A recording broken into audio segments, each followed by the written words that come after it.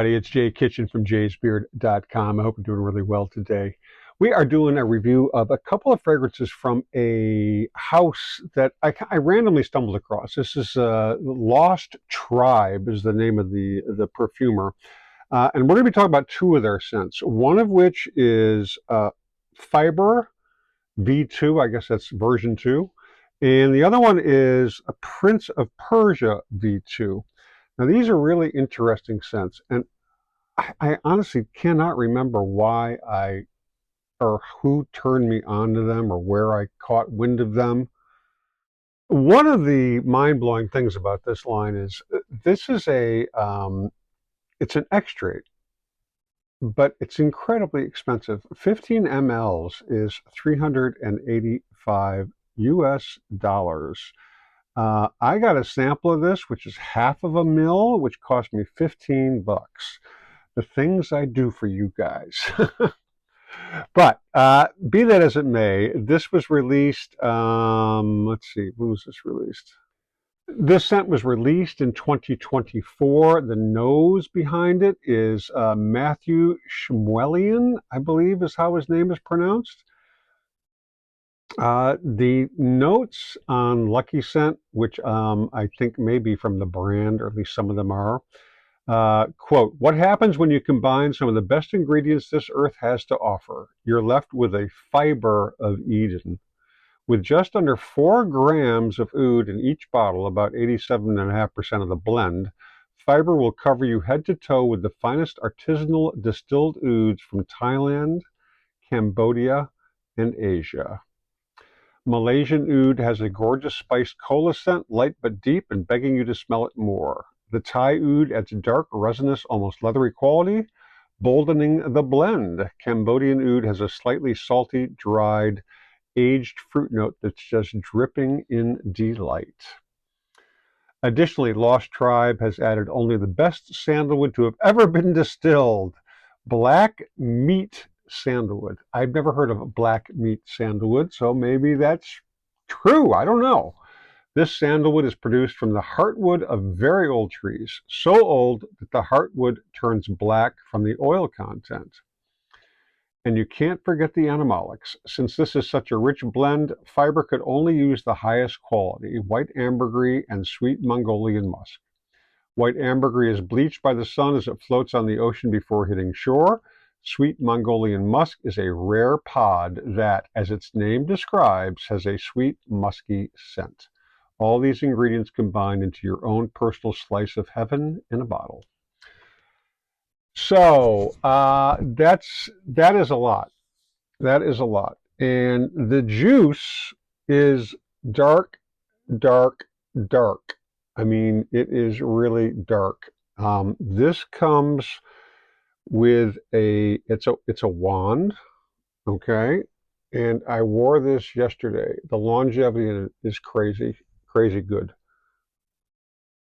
And it should be for that price point. The ouds in this are just really striking. It's very animalic. If you don't like oud, you're not going to like this.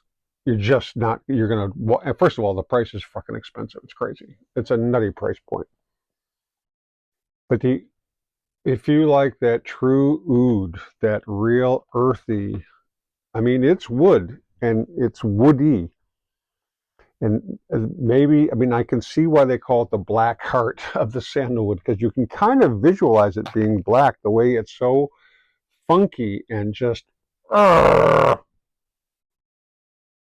this is a really earthy, it's not like, doesn't smell like feces to me, you know, pony poop. It's earthy though. It's very animalic.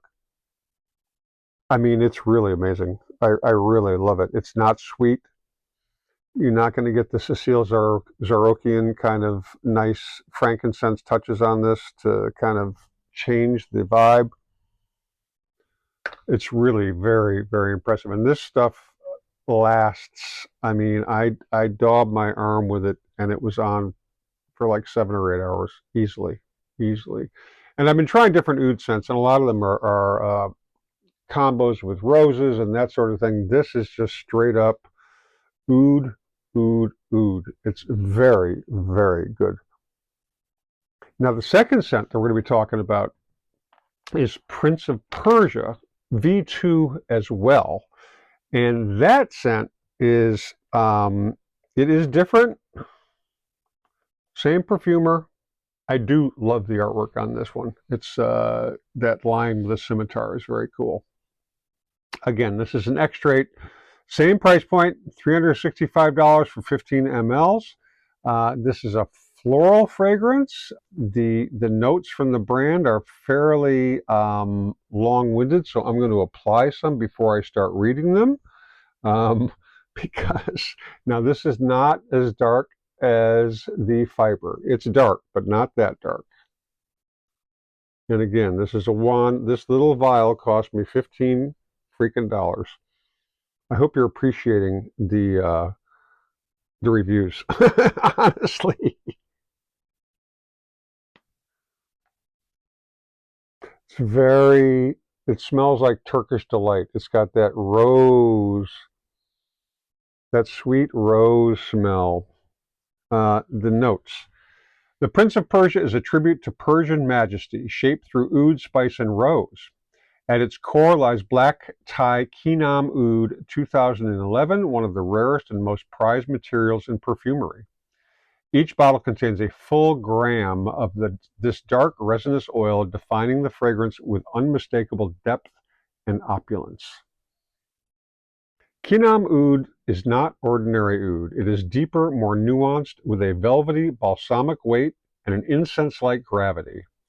Its character feels ancient and meditative, evoking resinous wood, sacred spaces, and quiet warmth. Used in such quantity, it is both indulgent and unapologetically bold. I mean, it's really, it's got several different rose notes in it. And I'm going to continue reading from the brand's promotional material because it's really, a lot of it is a bit flowery, but it definitely hits the accurate descriptive notes of what we're smelling here.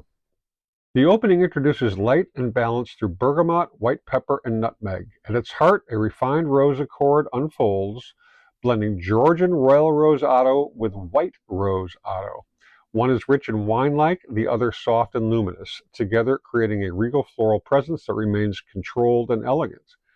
And it's really, that rose fragrance, it's very, I mean, it's almost like you're wearing a rosewater Turkish delight kind of thing. But the oud,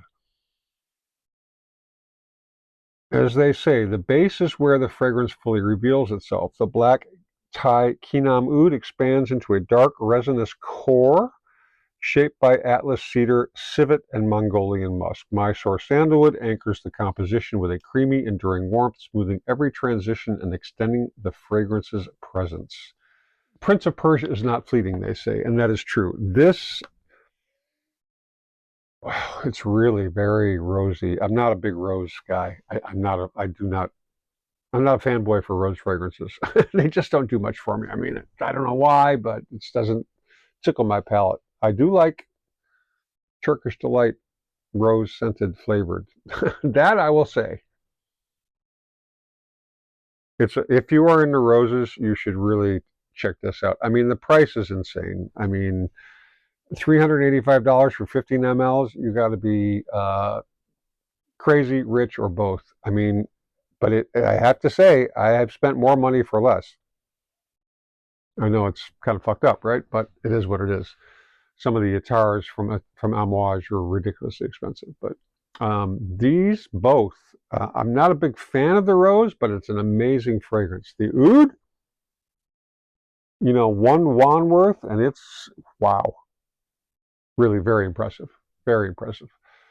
There's a couple more fragrances from this house that I get to. There's a Prince fragrance, which I don't know if it was made for Prince, or I think it may, because it's got his glyph on the label, so I'm assuming it's authorized. So we're going to check that out, and there's one or two other ones that we're going to get to over the next couple of weeks. So stay tuned. Leave comments if you've tried either of these or any of the other fragrances in this line. In the meantime, stay lifted, stay well groomed, stay smelling awesome, be kind to our 2- and 4-legged friends, and we will catch you on the next video. Cheers, everybody. We love you.